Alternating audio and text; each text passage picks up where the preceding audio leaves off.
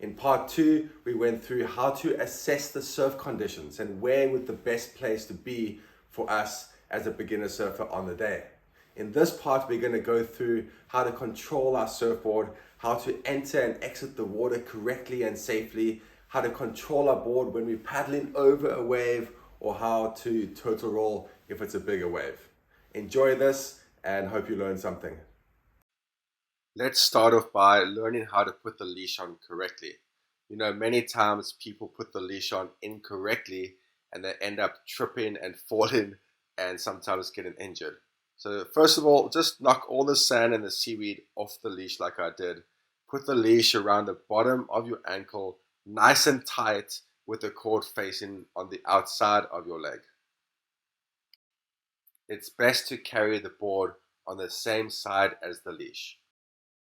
Most leashes are between 6 to 9 feet long, which makes it quite easy to trip. So it's always good to hold the leash in one hand so it doesn't get tangled around your feet. Placing the leash with the cord facing the inside of your leg or having it put on a bit too loose like this will cause you to trip over the leash, and while you're in the water or walking along the beach, it's just going to get in the way and sometimes you could trip and fall. As beginner surfers, it's good to use a big board with a lot of volume, as that's going to help you progress quicker. It's also quite difficult to control and move around in the water, so some people end up pulling and dragging the board by the leash like this. This is quite a dangerous thing to do, as I've had 3 customers lose an index finger when a wave pulls the board and the leash gets tangled around the fingers. So try not do that. Together with your board and the leash, you have between 16 to 20 feet in which the board can hit somebody if you lose it. So it's very good to make sure that you keep distance from other surfers in the water. So be sure to enter the water side by side from each other and not behind or in front of someone. If you walk behind someone and they lose their board and a wave takes it and it hits you, it's going to hurt. It's the same when you paddle out. Always paddle out through and past the waves, paddling side by side and not in front of someone or behind someone. And even when you wait for the waves, make sure that there's a lot of space from you and other people. If we have a closer look at this, you can see that surfer A is walking behind surfer B, putting herself at risk if he loses his board. The people in the front walked out side by side. These people, same thing. Surfer A is paddling behind surfer B. If he loses his board, surfer A could get hurt. These people here need to space themselves out in case a big set comes, and if everyone loses their boards, someone could get hurt.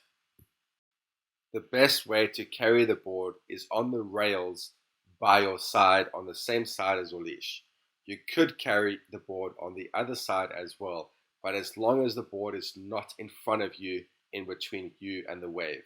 If the board has a handle, you can also pick it up by the handle as long as you keep the board by your side.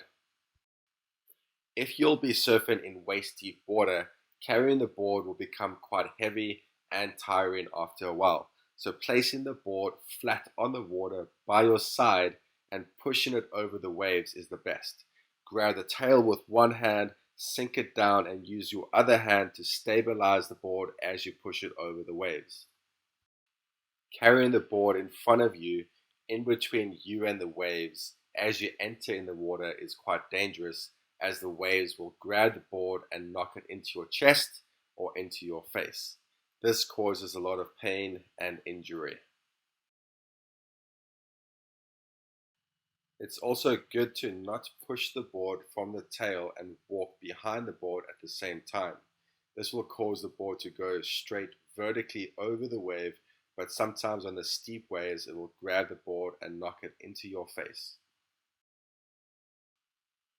When you see a wave you want to catch, never turn with the board in between you and the wave, as you have a chance of either dropping the board or being too slow to turn around in time or pick the board up in time. This will cause the wave to grab the board and knock it into you, and this is when a lot of injuries happen as well. When you turn around to catch a wave, it's best to turn the board away from the waves and towards the beach. If you drop the board, at least the board will not get smashed into you by the oncoming wave. You can just grab the tail of the board and pivot it as you turn around. An important part of your surf development is learning when and how to paddle over a wave or when and how to turtle roll. You might not be surfing these kind of waves as a beginner, but it's very good to practice even in the smaller waves. As a beginner, most of the time you'll be standing and catching waves in waist deep water. If the waves are small and you feel like trying to go a little further out, that's when you'll lie on your board, paddle out and paddle over some waves. You'll paddle over the small ones and turtle roll when a bigger wave breaks out in front of you.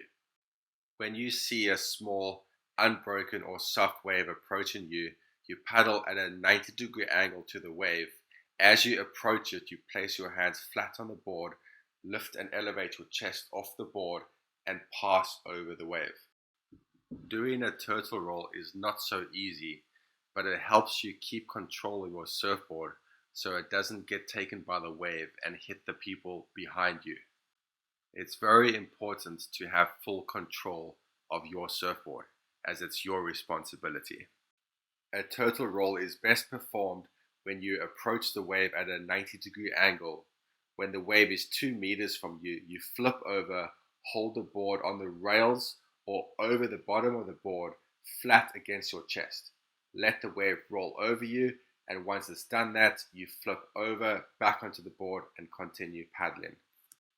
As with this person, she was more than likely trying to paddle over the wave, but because she was not facing the wave at a 90-degree angle to it, the wave caught her and she was able to get a free ride. So whether you will be staying in waist deep water, catching smaller waves, or trying to paddle further out on a bigger day, it's always important to make sure that you keep your board next to you by your side and never with the board in between you and the waves.